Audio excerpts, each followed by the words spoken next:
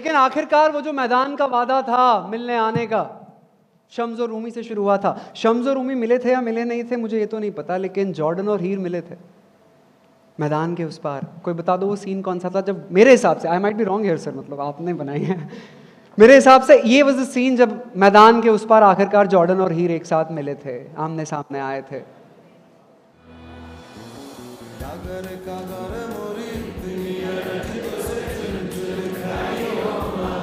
Louder.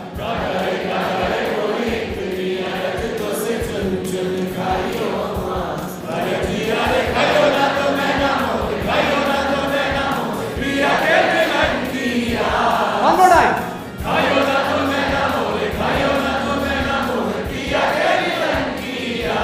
Together.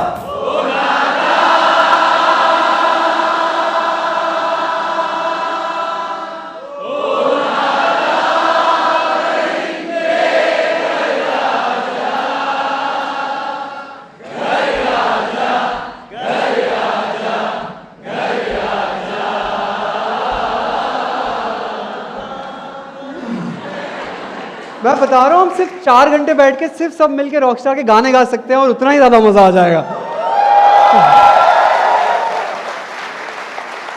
ये जब गाना गाते गाते जॉर्डन खो जाता है और एक रोशनी में से उसे हीर चलती हुई अपनी तरफ आकर दिखती है, मेरे हिसाब से शायद वो मैदान था सर, सच और गलत के उस पार आखिरकार वो लोग एक हो गए थे।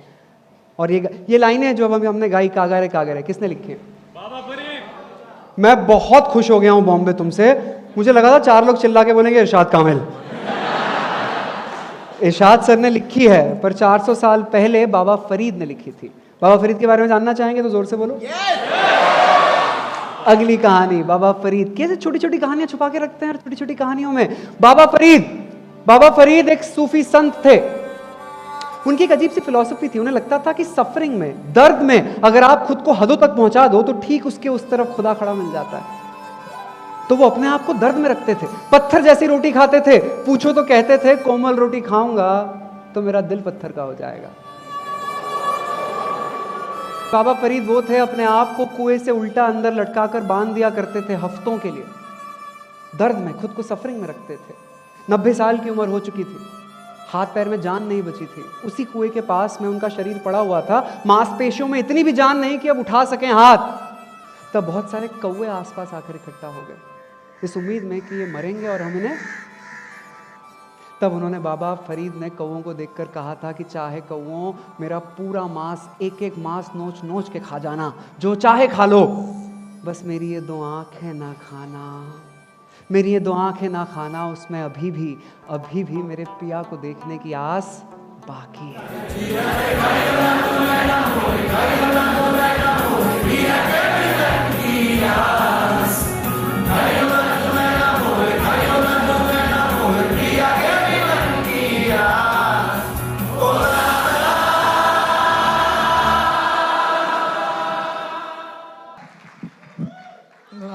अरे वाह, कर लो, इधर से कर लेते हैं। आ जाओ, इधर कौन कौन है मेरी टीम वाले? ठीक है, मजेदार। ओके, एक छोटा सा क्वेश्चन पूछती हूँ, थोड़ी मस्ती करना चाहती हूँ तुम्हारे साथ। कितने लोग हैं जिनके पेरेंट्स लाइक बहुत स्ट्रिक्ट हैं, अतः स्ट्रिक्ट? जोर से चिल्लाना। 3, 2, 1। बाकी सब झूठे हैं, ठीक है? इंडियन पेरेंट्स स्ट्रिक्ट ही होते हैं, ठीक है? ये वो लोग हैं जो चिल्लाए हैं, जो इस कमरे के सबसे अच्छे झूठे लोग हैं, है ना? जैसे, और इनके झूठ यहाँ रहता है एकदम। They can any day at any point of time lie fantastically, तुम्हें दम में तुम पकड़ के दिखा दो। जैसे लाई डिटेक्टर टेस्ट का बेस क्या है कि वो आपकी सांसों से नोटिस करता है कि कब धोखा देंगी और हम इनको पकड़ लेंगे। हमारी देती नहीं है, हम एक सांस में बोल सकते हैं बहुत सारे झूठ। द पॉइंट इज कि साली सांसें तक झूठ बोलना सीख गई हैं, आंखें नहीं सीख पा रही हैं, है ना? आंखों के बस का ही नहीं हो रहा है। कहा है कि क्या होगा अगर ये आंखें झूठ बोलने लगेंगी?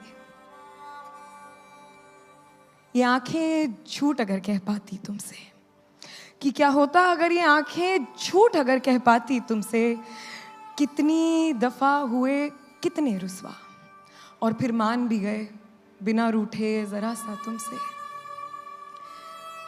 कितनी दफा न जाने कितना टूटे और फिर जुड़ भी गए छुआ कर खुद को तुमसे।